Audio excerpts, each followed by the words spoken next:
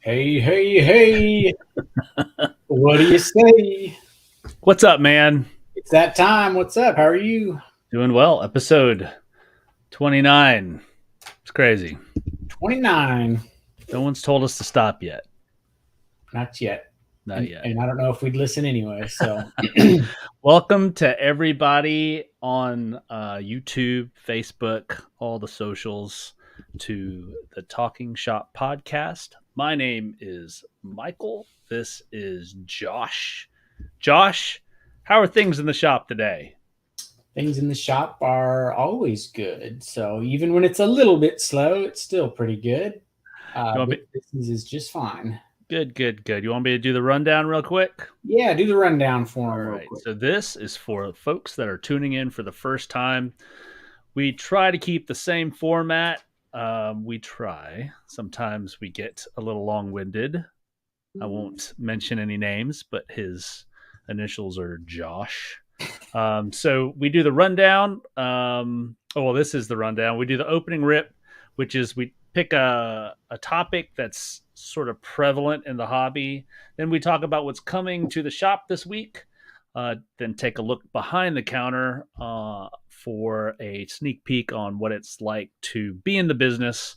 Then we take some hobby, we give some hobby advice and answer some listener questions. We got a couple good ones. If you have a question, please drop it in the chat. Then we show off some cards from our vault. Usually that's where I get my butt kicked by Josh. Then Not we take a look at what's coming to the shop next week and in weeks coming after that, and then we do a crazy stat of the week. So let's get things going with the opening rip. Josh, not we gotta have like a little soundboard, a little we opening need rip for that. Have you ever been scammed in this hobby? Or if you haven't, then have you ever been scammed, period? I'd love to hear that story. Yeah, I've been scammed in the hobby, and so I'll give you a story. And Jeff Carroll, Mr. Fruits and Veggies, you'll get a kick out of this story because you, like me, are a Brady fan. Um, and so this was not long after we had bought the shop. It was probably 6 months, and a guy comes in with a really nice Brady rookie card. And Did he have you? Were you his mark because he knew you were a Brady guy? he's not even the scammer. This is how it worked. Oh, So uh, he was curious maybe what price was like, and so was I. So we looked it up, and it's on eBay. It was selling for like $1,500 pretty regularly. It was a really nice numbered Brady rookie, which is probably like thousands now, but yep. this was 2017, 2018. So anyway, I said I would buy it for $1,000 cash. I know that was a little low. He could have got 15. He said, I'd like to sell it online and get full price for it. And I said, okay. And I said, well, but he said, I never really sell stuff online. I don't know how to. And at the time, we had an eBay account up and running for the store. And I said, well, I'll eBay it for you. Just throw me a little bone for selling it for you. And he said, all right, yeah, I'll give you $100 if you sell it for 1,500. I said, all right, deal. So I took it home that night, took some pictures, threw it up on eBay, and in a matter of minutes, I was getting offers, $800, $900, $1,000. I was getting those offers because it was a very desirable card. I went to bed, woke up the next morning. It had sold for full price at $1,500. Thought, awesome. I'm fairly new still. I'd still shipped out plenty of stuff at this time. Shipped the card out. After I send it out, the buyer messages me and said, did you require a signature on the package? And I thought to myself, oh, well, no, I didn't. I said, I did not. I said, you'll get tracking. No signature is required. And it's already in the mail. He said, great, thank you. And I got to thinking, Strange question. yeah, strange question. He was preparing. So a couple days later, it shows delivered. A day or so after that, the guy messages me and says, hey, I still haven't received that card. Do you have any? I said, it delivered. Tracking shows it delivered in the mailbox. I said, ask your neighbor, ask your wife, see if they got it and forgot to tell you. He says, okay, I'll do some investigating. Next day, I've asked everyone. I've looked around, blah, blah, blah, blah, blah. Wow. And so I said, this guy is going to scam me. And so the first thing I said is, I said, how did I not know this was going to happen when you asked me that question? And so he opened up a case, which I had like 48 hours. So I pled my case to eBay and I said, I've got like 8 years of perfect feedback. He's got some questionable things in his feedback. And what I did to protect myself financially is I had already received the money and I already paid the customer. So I pulled my money out of PayPal that was in there, whatever the balance was. I closed the checking account that was linked to that PayPal account. And I no said, one's scamming you. If they rule in this dude's favor, they're not getting a penny from me. And so lo and behold, they ruled in his favor. Oh my goodness. They pulled the money, or they refunded him, and my PayPal account was negative $1,500. I was like, I don't even have a bank account linked to it. When I went to Wells Fargo, I said, I don't want this account linked to anything. They said, nope, it won't be. And that was it. I had to walk away from an eBay account that was probably 8 years old with 100% feedback, because this dude claimed he didn't. Now, the reason that this is a little learning lesson for y'all. If the purchase price, I learned during this, was over like $500 or $600 at the time, you have to require a signature, or else you don't have a leg to stand on. And so even if they had believed me and they thought this guy was a crook, I didn't follow the policy. I didn't require a signature on that. And so, Jacob, that is one reason why I don't do eBay anymore. But that's one scam. Wow. The funniest thing about this is, about 6 months later, we're at the house and my wife's opening up mail and she says, what's this from a collection agency? And she opened up and it was the social, and the account was in her social security number. And so, oh my goodness, she got kind of hosed on that. She didn't realize I was using PayPal under her name. I said, oh, about that. About that, honey. Yeah. So that's one instance. Other than just people, we took a fake $100 bill a couple months back when I went to deposit it at the bank. Wow. They held it up. They actually gave it back to me. They said, we're not supposed to do this, but you can take it back, show your employees what to look for. And of course, it looked pretty obviously fake at the time, but my goodness. Those are a couple that come to mind recently. Well, do you have any from like card shows or anything? I do, but let me catch up on the comments here. Let's see, where are we? So Jeff, yes. I don't know which question he's talking about, but I'm sure you do. Jacob, what's up, man? Jeff again. Yes, I think everybody is ready for Select this week and ready for the break. And so and he mentioned this is why you don't do eBay anymore. Yeah. And George. What's up, George?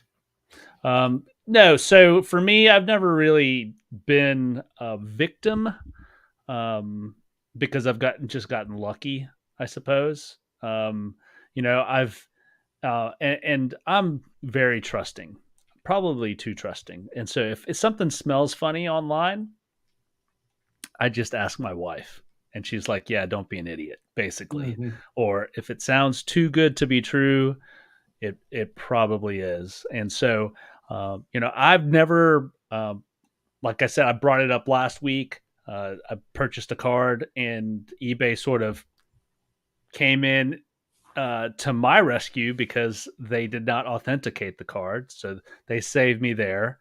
Yep. But, I couldn't spot a fake if you showed me one. And I know in the pregame you had pulled a fake card out. And so can you share what that fake card is, and then a couple of the tricks that you use in the shop and at shows to spot a fake? Yeah. So a lot of the times the fakes are vintage cards, or people are asking, look, I've got this card. It's in crazy good shape. And you look at it and it's like a Hank Aaron rookie card or something, like this is in really good shape. Is it real or fake? Or they're like, hey, I've got this really great card. I want to sell it to you. What would you offer? Well, and I have to be 100% sure that. So this is not one that anyone tried to scam. This was sold to me dirt cheap just for kicks, as it's an obvious fake, but Jeff would probably like that one. So here's a Brady Bowman base Bowman rookie card that feels and looks fairly legit, especially on camera. That probably looks pretty legit, but this is an obvious one because it feels a little too glossy and you won't be able to really see, but the Bowman logo up here in person is so blurry, it's almost unreadable. So you can spot a card like that. We've got some other cards at the shop, like big cards like this that are obvious super fakes. But here's one thing that I do. The first thing I do, especially if it's a vintage card, well, you'll get a kick out of this one. Before I do this trick, one of the longtime guys coming to the shop taught me this. You smell a vintage card. You cannot fake 60-year-old smell. Interesting. It smells old and it smells musty every time. So smell the card, and if it smells really old, that's step number one. And it literally the sniff test. Yeah, it sounds funny, but man, it is so useful. The other thing I do is I pull my phone out and I turn my flashlight on. And especially a vintage card, if you hold your flashlight, see the light shines right through it. And I wish I had a vintage card here, but any actual card, that's vintage, no light will shine through it. So if I smell it, besides the obvious look of it, yeah, it looks old, it looks legit, but some fakes do as well. If it smells old and no light shines through it, I'm feeling pretty good about it if it's a vintage card.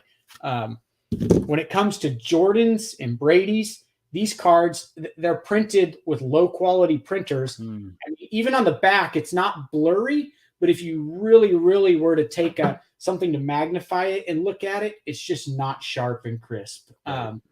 And then if you're looking at big money, like on Jordan rookies, I learned from, many of the guys that come into the shop, and Aaron from Palmetto Cards, little things you got to look for that line up, and little things that are typically off color on a Jordan rookie. But even then, some of them are so good.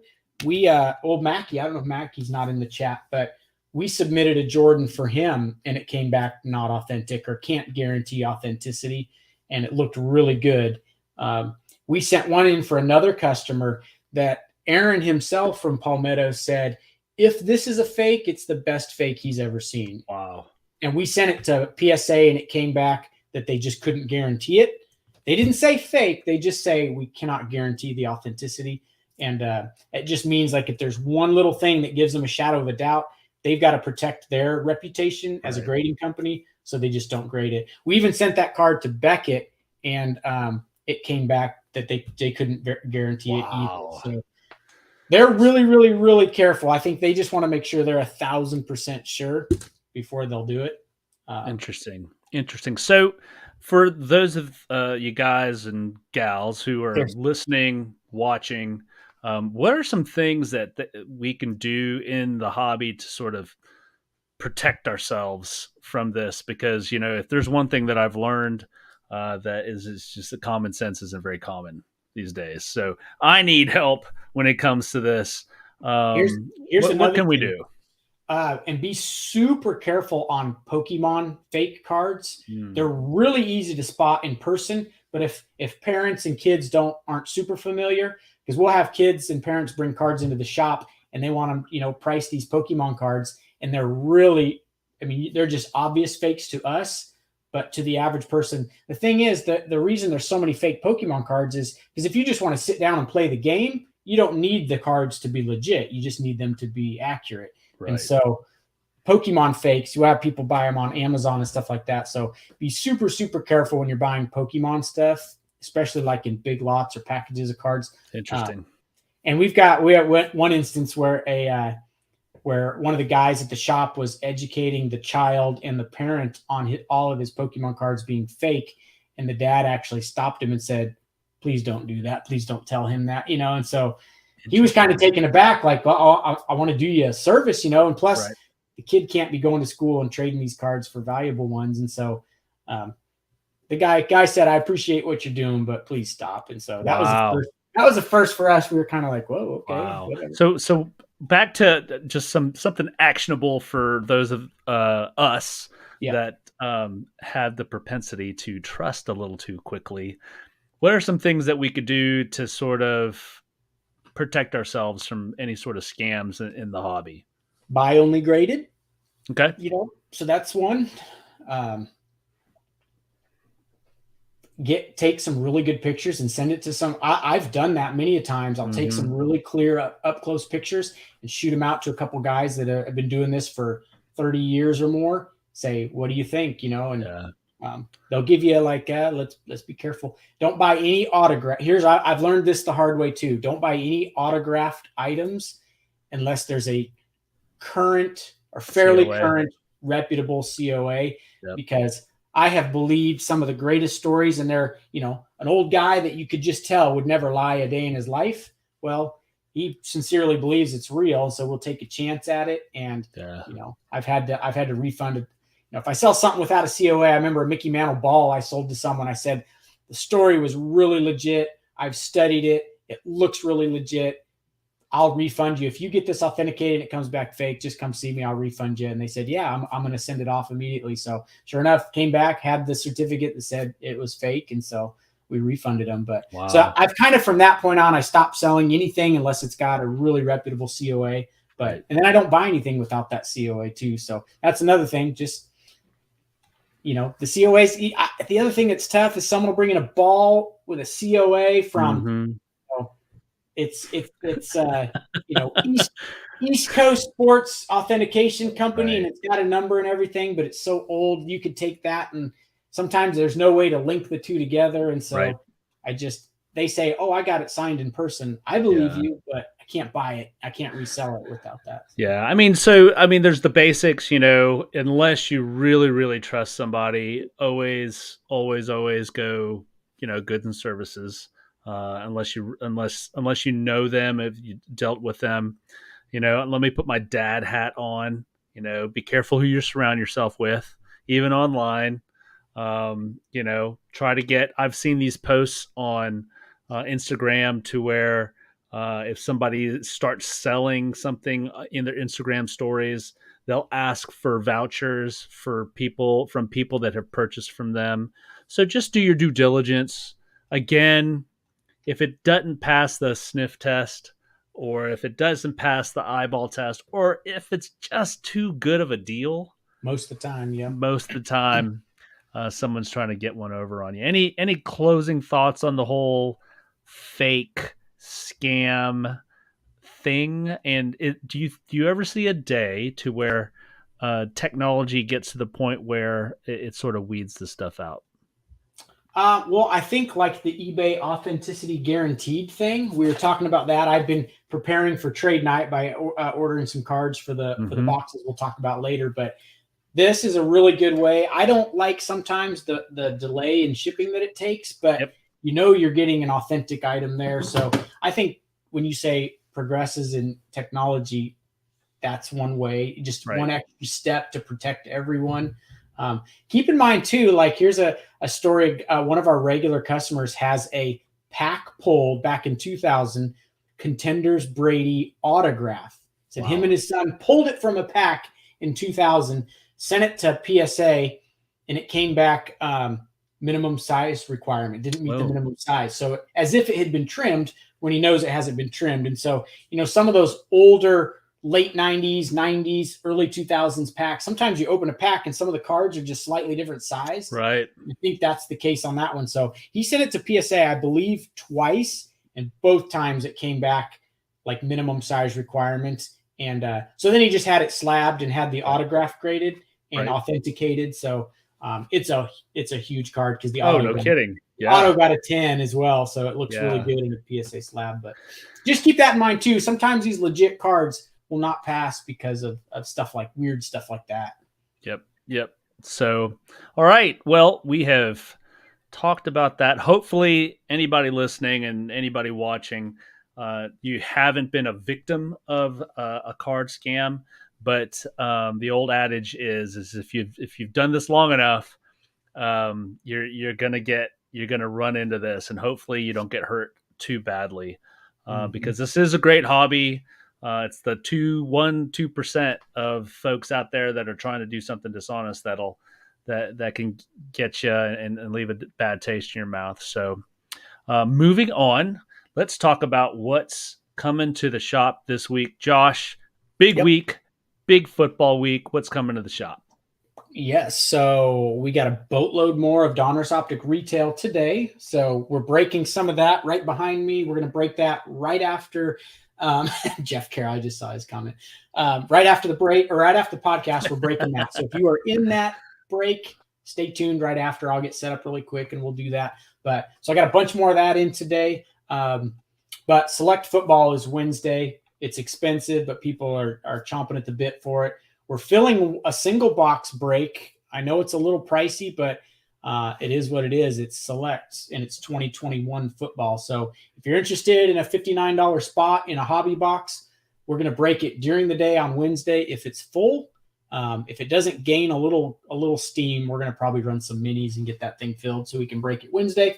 But select football Wednesday, and then another cool product from Leaf is Leaf Metal Football. It's the red, white, and blue edition. So it's supposed to be a little juicier than regular Leaf Metal, and it doesn't cost nearly as much as Select does. So Right. a couple cool football products on Wednesday. And then Friday, refresh me on Friday. What did we say Friday was? I think Besides Pokemon. the Wednesdays the big release days for everything. I think down on the list was Leaf Metal Draft Football, but I think that might run into your Leaf Red, White, and Blue. Yeah. The one that you didn't mention was Topps Clearly Authentic Baseball. That's that product to where there's an autographed encased card. There's one card per Yep. box, correct? And sometimes you can pull some really cool cards there. Now these are acetate cards, correct? You could like Clearly Yep. Donruss, and they're all autographed. And like I said, there's some beautiful cards that come out of that.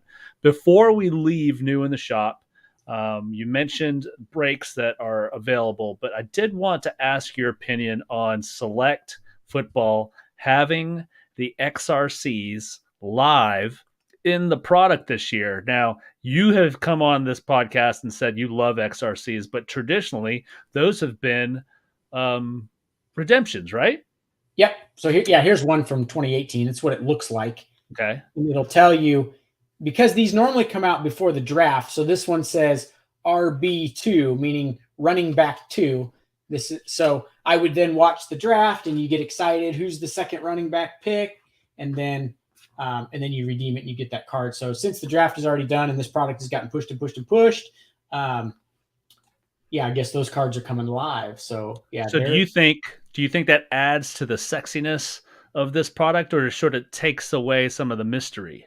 No, I think it adds to it because it takes out all that wait time. There you go. The only thing that I think it could hurt, because I can't see a way they would do this without the boxes being very weighable, is they used to come, or the XRCs come in a big, thick, encased, Interesting. sealed from Panini. And so those usually grade 9s or 10s. We were talking about that earlier. You get 10s a lot of the times on those because they come untouched straight from Panini, sealed up. So they're not going to be able to come sealed up. They're going to be tucked in packs apparently. So there could be a little condition issue that scares me, but it's going to be juicy for sure. And you got tie dyes and zebras and numbered cards, and this is going to be fun. So, and for you guys that are not familiar with Select, it's quite a learning curve. If you're new to the hobby, Select can get kind of funky because then you've got the different levels of Select.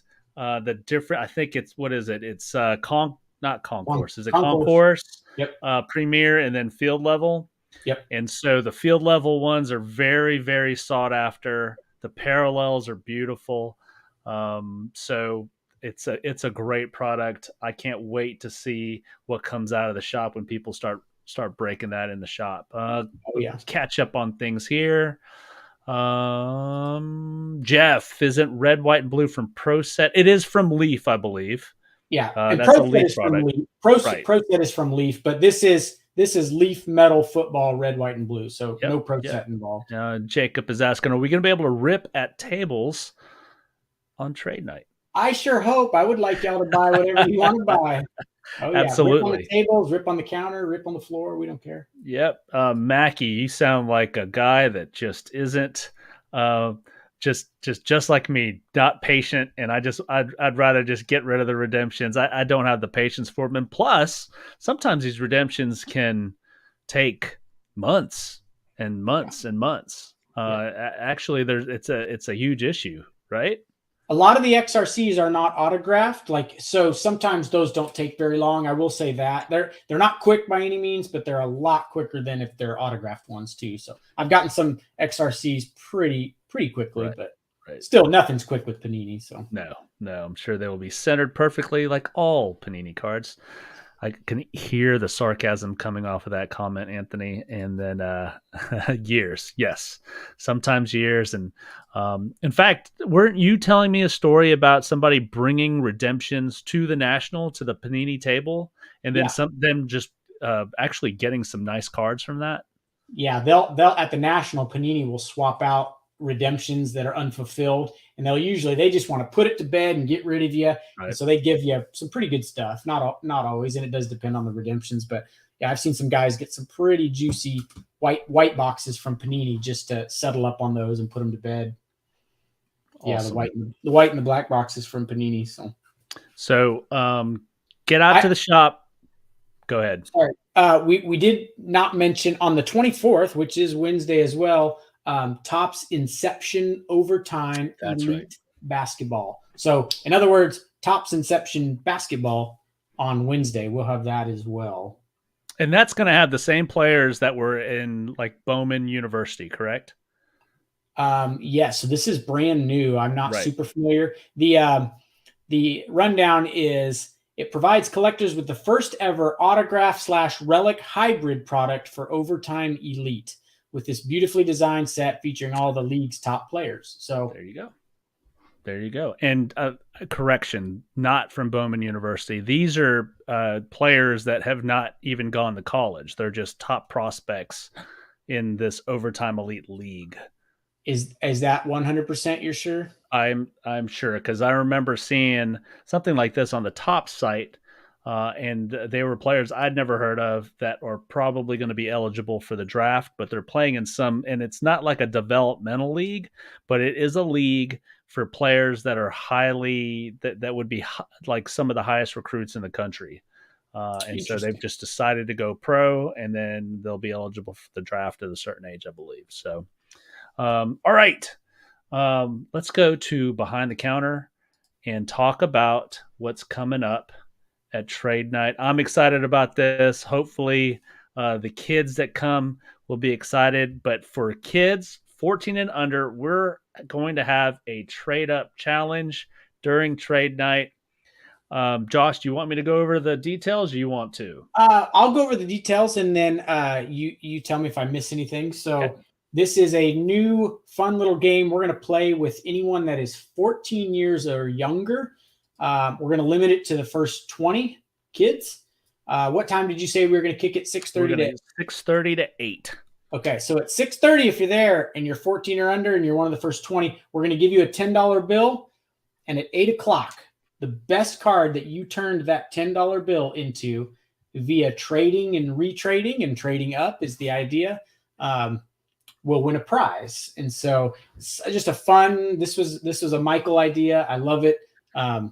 It's a fun way for them to kind of mingle and trade and negotiate and bargain and try to get from that $10 bill up to the best card they can get. One caveat, we are going to say adults, do not humor them or mercy them or pity them. Make it a challenge for them. Don't be a jerk, but make it fair. We don't want someone to be very charitable and just say, hey, for $10, I'll sell you this $100 Brady card or something like that. Right. So make it fair. And we'll see what they come up with. I'm excited to see what they can turn a $10 bill into. And then tell me if I missed anything. Certainly make the kids work for the trade. If you're gonna leave a little meat on the bone, give them a sweet trade. You know, have them open up to you. Talk to them about who they collect. Make them work for that trade, and certainly no pity trades. No, what did we call it? Charity trades. Make them work for it, guys. But I cannot wait to see what these kids turn a $10 purchase into, and it's going to be a great lesson for these kids. So I can't wait for that. And then on top of that, Josh, you've got this smoking hot product that you're going to be selling. It's going to premiere at Trade Night. Tell us a little bit about it. Yes. So this is our first ever. We've carried some repack products on the shelf, and they're usually customer made or, I saw that. But this is going to be what is debuting on Trade Night down at the shop. These are, I'm going to call this edition the Grand Slam Kaboom box. Nice. So these are going to be $350 per box. You're getting one card, and it is a guaranteed football Kaboom card. So I invested a healthy amount of money into building these. So these are not your average chintzy little buyback products. There's some serious bangers in this product. And I'm going to have 20 of the boxes made. They're not going to sell before Trade Night. We're going to debut and throw them on the shelf at Trade Night. So my little motto for this product is, why spend $1,000 on an absolute hobby box for a chance at a Kaboom, like a 1 in 12 chance, when you can buy one for $350 and get one guaranteed. So guaranteed NFL, no college unis, Kaboom cards, Hall of Famers, rookies, veterans. And if that goes well, then we'll move on to version 2, and it'll probably be downtowns or something different. So is there a purchase limit on those, Josh, on Trade Night? As much as your credit card will hold. My man. All right. So those are the Kaboom boxes. I hope that there are 1 or 2 left at the end of Trade Night. I might pull the trigger on that. Awesome. So let's move on to some listener questions. And we've got a couple good ones here. I want to give a chance to answer those, but Lee has a question about the Kaboom boxes. Are you going to release a list? And I think it's just the list from what is it? This year's? Is it? No, this is a few different years mixed in. So I am not going to list it, but I will list some of them, and definitely some of the chasers. Okay. So excellent. You can use your imagination and realize at $350, if there's going to be some big boys in there, there's got to be some little boys. But we know Kabooms, there's really not a little boy. Even the little boys are $100. So it's not, and I will say this, it's not a bunch of $100 Kabooms and then 2 big ones. It's a mixture of low, mid, get your money back, make a little money, and then a couple big bangers. So, and I've had the pleasure of seeing sort of behind the curtain on this, guys. Josh is not lying. That's why I'm sort of like, hopefully there's a couple of these left at the end of the night. I think once people start seeing these open up at Trade Night, it's going to be, there may be a mad dash for these things. So we'll see. I mean, come on. I made up really nice holographic, hollow Grand Slam stickers. So we need I don't know if you can see Kaboom stickers. They literally say Kaboom. So that's awesome. All right. Questions. So we've got a couple from Avery Greenwood. With all the different variations and parallels being printed compared to years past, how will that affect a card's value in future years? What say you, Mr. Card Shop owner? I have a great take on this, and I'm almost scared to say it because I don't want to hinder any of my current business, but I really feel like there's going to be this split around COVID, and it's like pre-COVID product, specifically Select, is going to just be more desirable than Post.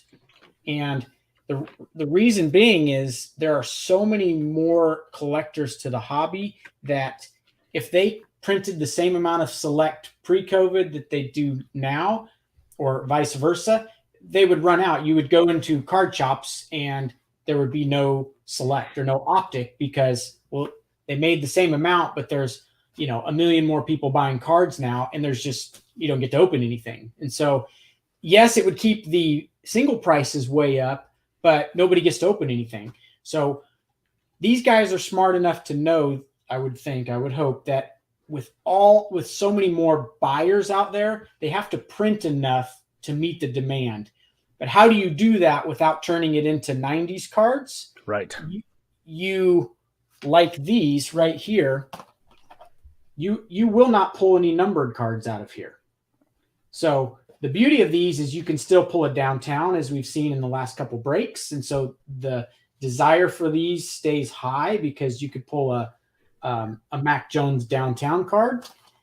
But the base cards are going to be virtually worthless. And the desirable cards like the shocks and the pinks and stuff, they're just going to be desirable, but nothing near like what a numbered card would be out of hobby boxes. So I like the fact that you've got retail sprinkled in with some bangers for lower budgets. And then you've got the select hobby boxes. I'm just using select as an example, or even optic, for numbered cards, for super short print stuff, and for autographs. So it keeps the hobby product super desirable still. And they're going to print this till the cows come home, I have a feeling. A hobby box is not so much. You're going to run out, and it's going to be really hard to find some of these hobby boxes. Tell me your opinion, but I really think numbered cards is really going to be where it's at. You're already seeing some of that now, but out of those Prism Blasters, here we go.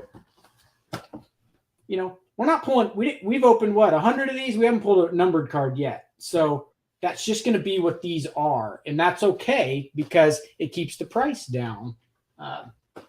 Your base cards, your base rookie cards. Look at a base rated rookie Donruss Mahomes card, and look at a base Donruss rated rookie Joe Burrow card or Mac Jones card. It'll never be what it is because there's a lot less of the Mahomes, and it was pre-COVID. So tell me your thoughts, but I think that's what's going to happen. Yeah. So as a somebody who's still fairly new at the hobby, it was an education going from the last pack, literally, Josh. The last pack I ever opened was like a 1989 Donruss pack there were pallets of these things at Sam's. And so going from that to in the summer of 2020, opening up a box of Donruss optic baseball. And I'm like, whoa, these things are shiny. Mm-hmm. And well, this one's pink, and this one's Carolina blue, and this one doesn't have the guy's name on it. It's got his nickname on it. And that was sort of the thing for optic. And now, fast forward to now, there's even more. Like if you take a look at the parallels that, when Prism first came out, I think there was like 11 parallels, and now there's 32. But I do agree with you that they've had to do this to offer the collector something to chase without printing, and then we're in the junk wax era 2.0.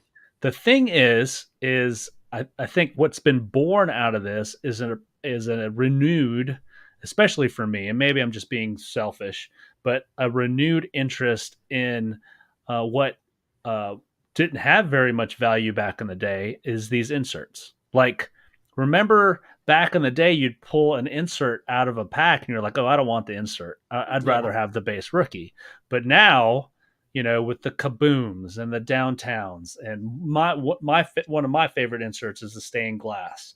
Oh, yeah. And these inserts are giving these breathing life into products that that are either too expensive and unattainable for most hobbyists, and giving the chance of sort of being able to pull something like a Kaboom or a Downtown. I've seen some of the pulls out of these retail packs for people that are at a lower budget in the hobby, or quite frankly, just new to the hobby. Because if you're brand new to the hobby, it would be tough to spend $800 on a hobby box. Sure. It just, I mean, if you're just getting into this, these variations and parallels and inserts, I think, give a nice way for somebody to break into it. So that's my take on it. Now, in years down the road,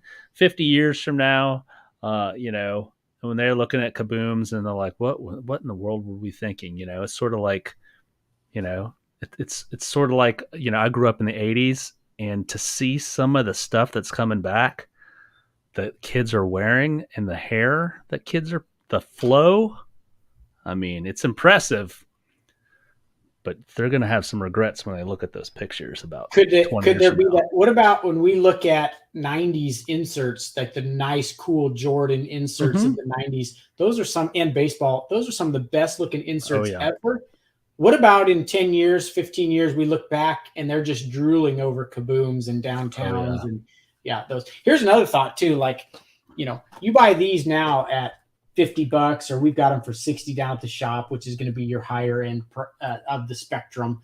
But you can't buy these and flip them for any bit of money, even with Downtowns tucked in them. Right. But you hold these for a year, these are $100 all day long next year, and probably $200 in a year or two, because you could pull a Trevor Lawrence downtown.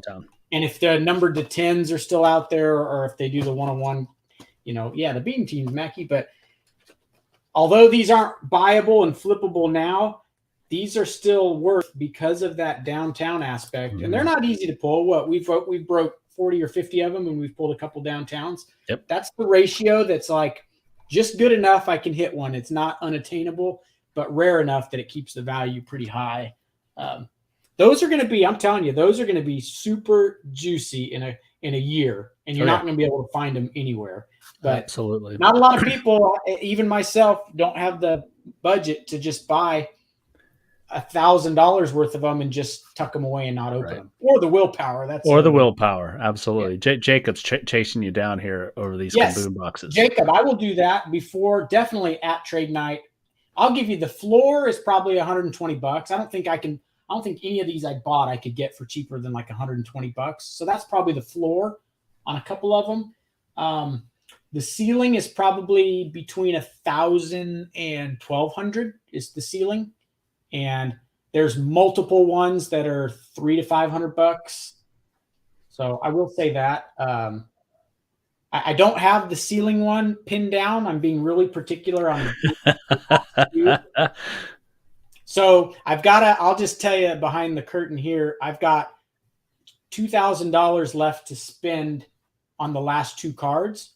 So my gut told me, hey, put two $1,000 Kabooms in there, but it could be like $1,200 and $800 or $1,500 and $500. I'm still trying to narrow down those last two bangers. So these are going to be good though.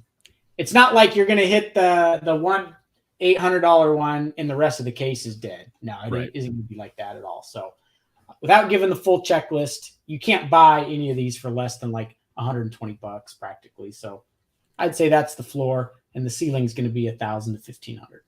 Nice. All right. Question number 2 from Mr. Avery. How do you prepare a card for grading any particular top loader I should use? Great question. I'm going to let you answer this, Michael, because I submit through Palmetto, who we've had on the show and everybody knows mostly. So I let them do all the work. I'll give them in one touches. I give them in top loaders, and Palmetto will take those, put them in what they need to be put in, and prepare the cards if you ask them to, and pay them to a very minimal fee. And then they take care of all of it. So you've submitted things directly, right? I have, and I've used, and don't tell Aaron this, but I have used other submitters. Don't tell. Fired. So for me, if it's a chrome card, and even if it's not a chrome card with a chrome finish, I'll just make sure that it's just cleaned off. It's in a fresh sleeve. It's in a fresh card saver, and just trying to make it as presentable as possible. And there's a card saver. Yep. This is what the grading companies would prefer. Yes. This is what you call a card saver. It's one of those flimsy, oversized, flimsy plastic, but it protects it enough. So this card, for instance, is sleeved inside and then put in a card saver. They'll call them submission holders. Right. But you probably shouldn't submit them in top loaders unless you're submitting them through a submission company like Palmetto, and they'll do the work. Right. But now SGC requires one touches. They will actually charge you for one touches if you don't send them one touches. A magnetic one touch? Now, I am so sorry. Just rewind that. Let's cut that. Not one touch is card savers. They require card savers. I thought PSA did as well. But PSA took that limitation off. Okay. So SGC requires these. Right. And these are for sale at the shop if you need some. We sell these at the shop too. So and look, I'm not a big fan of card savers. I think they're a pain in the butt to get cards into, maybe not out of, but that's what they want them in. And put your best foot forward. Aaron made a great point. He said, this card is like, it's like, it's going on an interview. You don't want that grader to have to do any more work than he has to. You want to present that card in the best way that you can. So let's catch up on some comments here. You can use a top loader above 55. Yeah, so I think he's saying if you're submitting to SGC like a thick jersey card, you can't put those in those submission holders, and so that looks like that's one way that they'll overlook that. When Jacob hit that number to 10 Undertaker, we stuck it in a magnetic, and it just those magnetics are nice. But do you know, Michael, the answer on why they like them in these? Is it because they can cut them out of here? That's one rumor, and then I think it's a liability thing. Certainly, like if you purchased a card off of eBay, it comes in a top loader, and then there's tape, right, to keep it from popping out of that top loader in shipping. Well, it takes, sometimes people don't use painter's tape; they use masking tape or some sort of other tape. I've had people ship me cards, and it's actually packing tape on the top loader. It's a miserable experience. And then you take that. I mean, PSA is grading 1 million cards a month. So imagine taking tape off of top loaders 1 million times. I think it's just to streamline the process. And I think you're right. These aren't going anywhere. These are just pop them out. That's a great point. I've always wondered that, and I assumed it was because they could just take scissors and carefully cut the card out. But I think it's probably more along with the lines of what you're talking about. Yeah. You don't need any tape when you submit these. Nope. As much as I hate them, they do protect the card in transit. So, all right. And they're cheap. I mean, they're cheaper than top loaders too. So they're probably thinking of the customer as well. So they are. Now, my question is, what do they do with all the card savers? I still think they cut them out, but and then just throw them. All right. I think that's all the questions. Certainly, if you have any more, just put them in the comments. We'll take. We'll answer them through the rest of the show. But go ahead, Josh. The quick way to answer Avery's thing is like you and Aaron were both saying, the card is going on an interview. You're trying to get a 10 out of this card, so present it as you wouldn't show up in an interview scuffed up and dirty and fingerprinted. You're going to show up, and put your best foot forward. Yeah. So clean the cards. It's like you said, fingerprints. They're not going to take the time to clean your fingerprint. They're going to look at the surface and say, all right, it's an 8. There's a big old fingerprint on it. So, or it may get a 10 because they know it's a fingerprint, and then you get a slabbed card with a fingerprint on it because they're not taking it off. One of the customers had that, and it just drove him nuts. Oh yeah. All right, let's go ahead and do card from the vault. Ooh. Josh, Ooh. what is your card from your vault this One week? of my customers bought a box of Legacy 2022 football the other day. Him and his wife, they're good customers and regulars. They took it home, opened it up, and brought the card back to show me and to sell me. So check this out.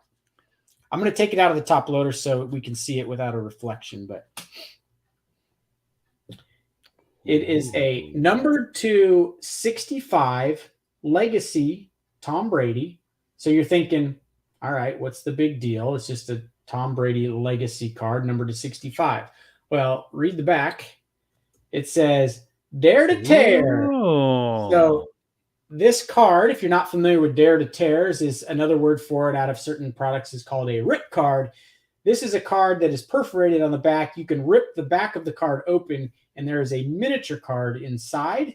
The problem is this card's worth like $200 like this. And the moment you rip it, it's probably worth about $40. And if your inside card is not very good, you've lost out. Now, here's the problem. I rip any card a customer will sell me because I like to go live and we make a production out of it and we stream it. But it's a Brady. But it's a Brady. So I have not decided. Jeff says don't do it. Anthony says rip it. I'm not going to rip it tonight. We may rip it very soon.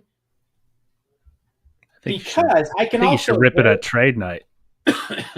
Maybe I'd have to live stream it. We could.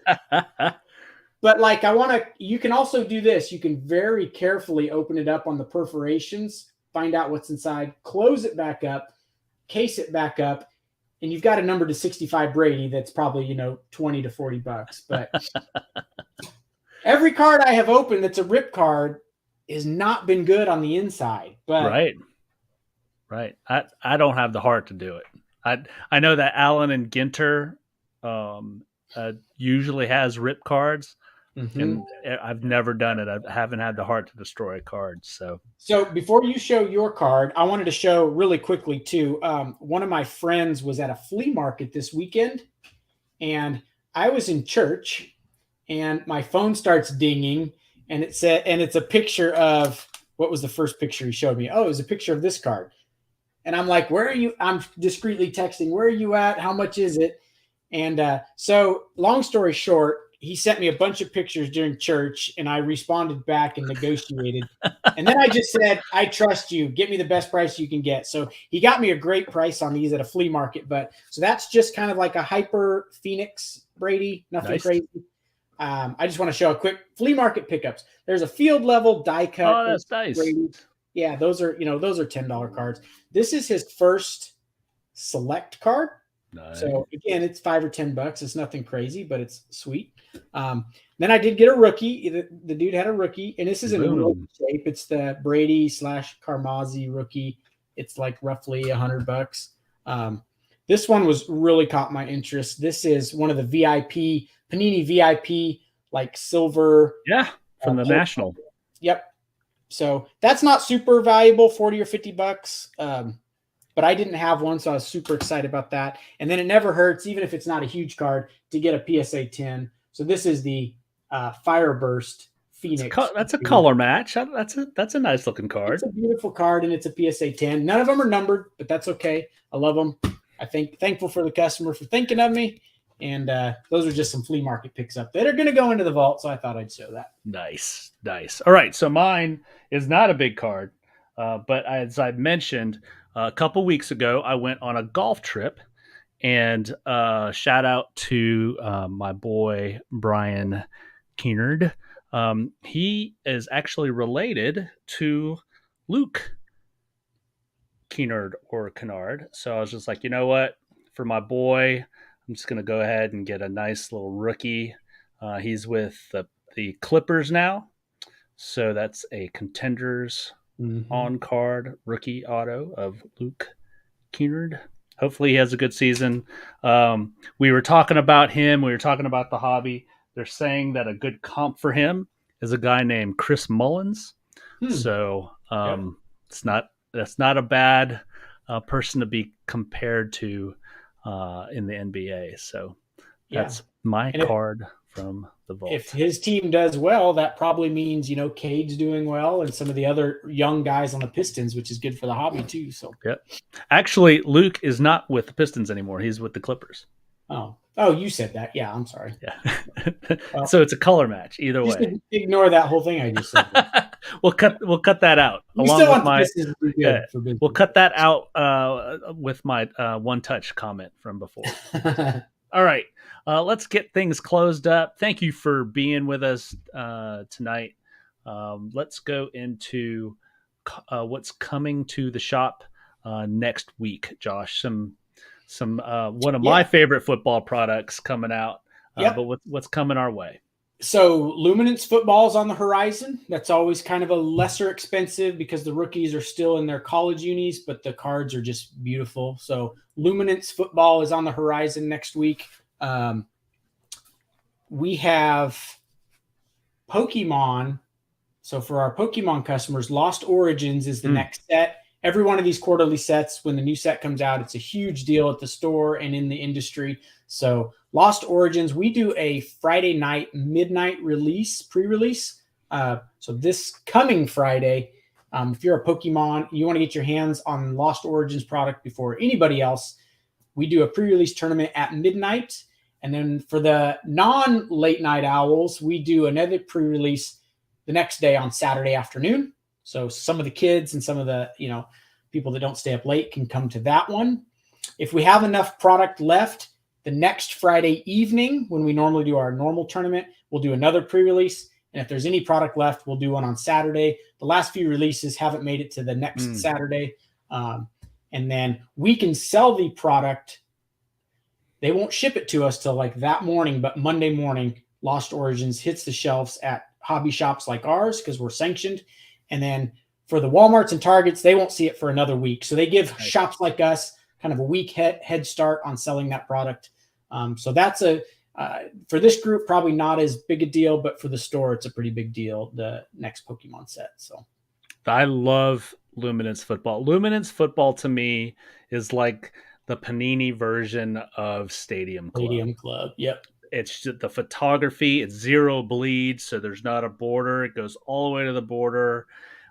It's gorgeous. I love Luminance football. So, and then there's also sort of this sort of sneaking up on us here because it's been such a football heavy week. But optic basketball next Friday, which is not a small product. And then and it's not a licensed product, but it's gorgeous, and the patches are beautiful, immaculate baseball as well. So that's coming. So some pretty nice, pretty juicy products coming down the pike. So be on the lookout for those in the shop. Let's put a bow on this one. Josh, what's your crazy stat of the week? So we're going to talk a little Baker Mayfield because I think you said he got officially named the starter for week 1. Is that correct? I think that is the rumor. Sticking to it. If it's not confirmed, we're pretty certain that's probably what's going to happen. They've seen Darnold. Not that Darnold won't play this year, but so my stat was this. I thought this was pretty cool for our listeners out there. I'll read it for the viewers. You can watch. You can look at the stat, but 2 quarterbacks in all of NFL history in their first 3 seasons have had 70. Is that 76 or 75? 75. 75 passing touchdowns, 11,000 passing yards, and an 89 quarterback passer rating. Only 2 quarterbacks in history have had that after their first 3 seasons, Dan Marino and Baker Mayfield. So don't sleep. I've always said don't sleep on Baker. As finding that stat, I also found one that said Baker's 3 seasons with the Browns, he has more wins than the entire franchise had from 2007 to 2017, I believe. No, 2011 to 2017. They had 24 wins. In the 3 seasons Baker was there, 25 wins in 3 seasons. So I'm telling you, man, Baker was injured last year.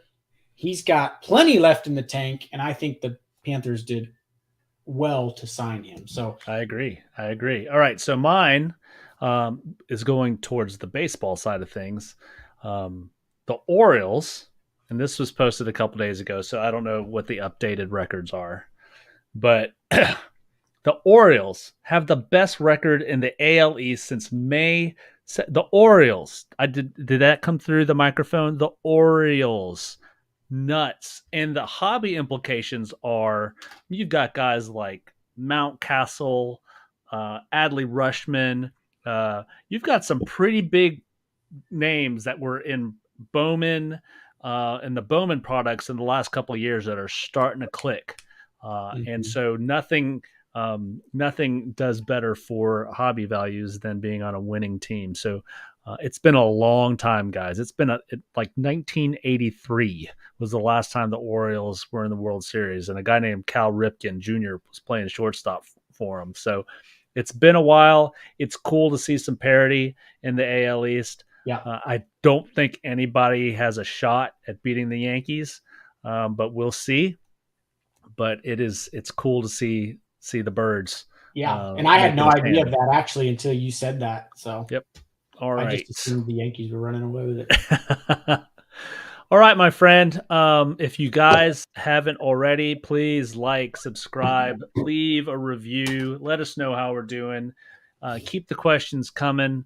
Keep the comments coming. Josh, do you have anything to add or any parting shots for those guys that have stuck around this long? Yes. For those that are in the break, we are going to end this stream. Give me like 5 minutes to get everything set up, and we're going to rip these optic blasters. We got another couple breaks filling, so just go to the break page and fill it. And then you and I are going to do a podcast break in the next maybe few days where you've got some product at your house. I've got some product at mine, some football, and keep your eyes peeled for that. It's going to be another, I think, $29 break. So it'll fill fast, and you're going to rip some. I'm going to rip some. And so keep your eyes peeled for that. But go fill the other couple breaks we're waiting to fill so we can rip those. And this one's ripping in a matter of minutes right behind me. So I'll see most of you here in a few minutes. All right, guys. Good night. See you, Josh. Yep. See you.